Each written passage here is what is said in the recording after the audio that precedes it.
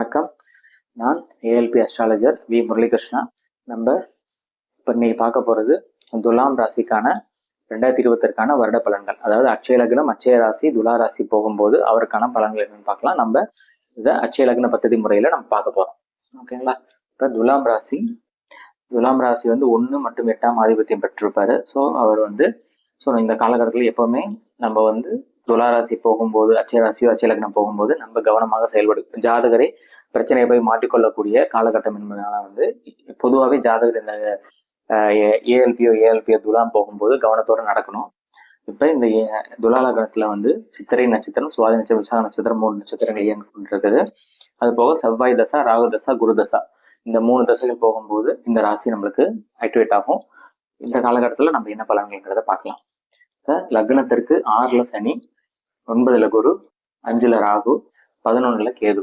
இப்ப சனி பகவான் 4 மற்றும் 5க்கான வேலையை 6ல இருந்து பண்ணணும். அதாவது வீடு, வண்டி, சுகம், சொத்து, தாய் சம்பந்தப்பட்ட நிகழ்வுகள் மற்றும் குழந்தைகள் சம்பந்தப்பட்ட நிகழ்வு, மனம் சம்பந்தப்பட்ட நிகழ்வு, பூர்வீகம் சம்பந்தப்பட்ட நிகழ்வுகள், குலதெய்வம் சம்பந்தப்பட்ட நிகழ்வுகளை 6ஆம் இடத்துல இருந்து பண்ணணும். அப்ப 5க்கு 6ல இருக்கிறது நல்ல இடம் இல்லை. அப்ப இந்த இடத்துல குழந்தைகள் மூலியமா சிறு சிறு பிரச்சனைகள் ஏற்பட வேண்டிய காலம் இருக்கு. அதே போல 4க்கு 6ல இருக்கு. இப்ப 4ஆம் இடத்துக்கு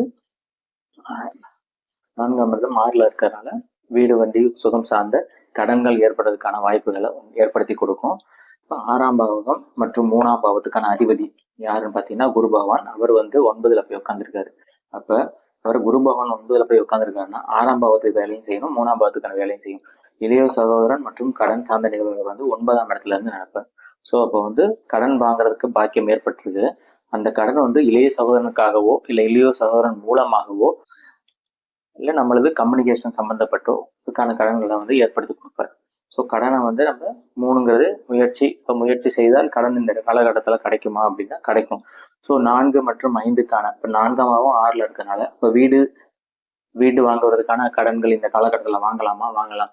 ஆனா அந்த கடனை பெரிய கடன் இல்லாம அளவான கடனாம வாங்கிக்கிறது நம்ம கையில இருக்கு.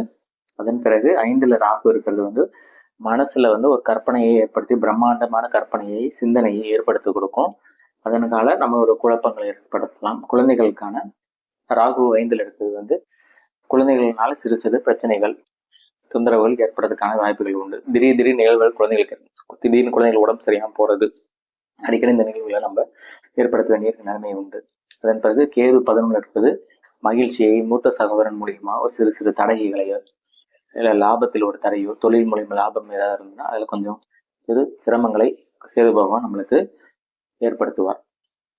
அதன் பிறகு குரு பகவான் பார்வைகளை பார்க்கும்போது குரு பகவான் 9ஆம் இடத்துல இருந்து 3ஆம் பார்வையாகவும், 3ஆம் இடத்தை 7ஆம் பார்வையாகவும், 5ஆம் பார்வையாக நமது லக்னத்தையும், 9ஆம் பார்வையாக 5ஐயும் பார்க்கறதுனால நமக்கு இந்த காலகட்டத்துல குழந்தை பேர் இல்லாதவங்களுக்கு குழந்தை பாக்கியம் உருவாகும். லக்னத்தை பார்க்கறதுனால குருபவன் லக்னத்தை பார்க்கறதுனால திருமணம் உண்டாதுக்கான காலம் உண்டு. 3 தன்னோட முயற்சி சார்ந்த இளைய சகம் சார்ந்த நிகழ்வுகளில் நல்ல பலன்களை கொடுப்பார் குருபவன் இந்த காலகட்டத்துல.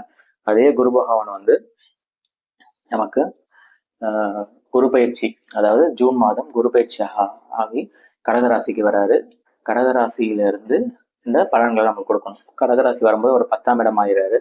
10ஆம் இடம்ங்கிறது உங்களுக்கு தெரியும், அழுத்தத்திற்கான ஒரு ப்ரெஷருக்கான இது. அப்ப குரு பகவான் எந்தெந்த வகையில நம்மளுக்கு ப்ரெஷர் கொடுக்க போறாரு அப்படிங்கன்னா 3 மற்றும் 6ஆம் பாவத்துக்கு, அதாவது நம்ம கடன் வாங்குறதுக்கான ப்ரெஷரையும் கொடுப்பாரு. இளைய சகோதரன் மூலியம் முயற்சி சார்ந்த ப்ரெஷரையும் கொடுப்பாரு. ஏன் முயற்சி சார்ந்த விஷயங்கள் மற்றும் புதிய தொழில்களுக்கான அழுத்தத்தை நம்மளுக்கு இந்த காலகட்டத்துல கொடுப்பாரு. ஏன்னா 3ஆம் பாவத்துக்கு அது 8ஆம் பாவமா இருக்கு. ஸோ நம்ம இந்த காலகட்டத்துல புதிய தொழில்களை முயற்சி செய்தோம் அப்படின்னா அது நமக்கு ஒரு நல்ல பலன்களை தராது. அதாவது 8 இங்கிருந்து 8ஆம் இடத்துல இருக்கனால முயற்சி 8ன்னா நம்மளோட முயற்சிகளை நம்ம கவனம் ரொம்ப செலுத்தணும். அதை தப்பான முயற்சியா நம்ம போயிடும். ஸோ அகலக்கால் வைக்கிற மாதிரி எதுவும் நிகழ்வுகள் நம்ம பண்ணாம இருக்கணும். நம்ம முடிவுகளை 1க்கு 10 முறை நம்ம சிந்திச்சு செயல்படணும். ஏன்னா இந்த காலகட்டத்துல நம்மளோட முயற்சிகளை குருட்டு முயற்சியாக போவதற்கான வாய்ப்புகள் உண்டு. நம்ம என்ன பண்றோம்னு தெரியாத ஒரு முயற்சியை நம்மளுக்கு தெரியாத ஒரு ஃபீல்ட்ல போறது, அந்த ஃபீல்ட்ல இந்த காலகட்டத்துல தவிர்க்க வேண்டும். 10ஆம் பாவம் தொழில் பாவத்துக்கு இந்த காலகட்டம் நன்றாக இல்லாத காலகட்டமாக துலா ராசிக்கு குரு பகவான் இருக்கிறதுனால நம்ம இந்த காலகட்டத்துல கவனமோடு செயல்படும். மேலும் 5ல ராகு மனதுல ஒரு கற்பனையான பிரம்மாண்டமான சிந்தனை தோன்றி புதிய தொழில் தொடங்கலாம் அப்படிங்கிற நினைப்புகள் வரலாம். இல்லை வேற வேலைக்கு ஏதாவது ஷிஃப்ட் பண்ணலாம் அப்படிங்கிற நினைப்பு வரும் பொழுது நம்ம கொஞ்சம் அதை யோசிச்சு தவிர்க்கிறது நல்லது. இந்த காலகட்டத்துல குரு பகவான் வந்து 10ல் இருப்பது வந்து துலாரா அச்சய லக்னம் போகும்போது, அச்சய ராசி போகும்போது சிறப்பான காலகட்டம் இல்லை. அதன் பிறகு வந்து அதே குரு பகவான் வந்து நமக்கு 11ஆம் பாவகமான லாபஸ்தானத்திற்கு வந்து நவம்பர் மாதம் பயிற்சி ஆறாரு.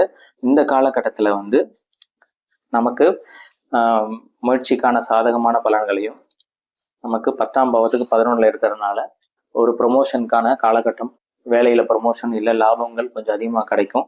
அதே இது கேது பகவான் கொஞ்சம் நவம்பருக்கு அப்புறம் மாறிடுவாரு. அதுக்கப்புறம் இன்னும் சிறப்பா இருக்கும். இந்த காலகட்டத்துல குரு பகவான் பலன்களை வருவாரு, கேது கொஞ்சம் தரித்துட்டு இருப்பாரு. கேது பகவான் நவம்பர் மாதம் 25 பிறகு பயிற்சி ஆனதுக்கு அப்புறம் 10ஆம் இடத்துக்கு போனதுக்கு அப்புறம் நமக்கு லாபங்கள் வரும். அதே போல கேது பகவான் 10ஆம் இடத்துல தொழிலுக்கான போறதுனால தொழில கொஞ்சம் முடக்கங்கள் ஏற்படுறதுக்கான வாய்ப்பு உண்டு. அதன் பிறகு நம்ம வந்து குரு பகவானோட பார்வைகளா பார்க்கும்போது குரு பகவான் 5ஆம் பார்வை 3 லாபஸ்தானம், அதாவது மகிழ்ச்சி, அதாவது முயற்சி வந்து சிறப்பாக இருக்கும். அதன் மூலியமா மகிழ்ச்சி கிடைக்கும், லாபம் கிடைக்கும். அதன் பிறகு 5ஆம் பார்வை 7ஆம் பார்வை 5ஆம் இடத்தை பார்க்கிறாரு. ஸோ திருமணம், குழந்தை சார்ந்த நிகழ்வுகள்ல சந்தோஷமாக இருக்கும்.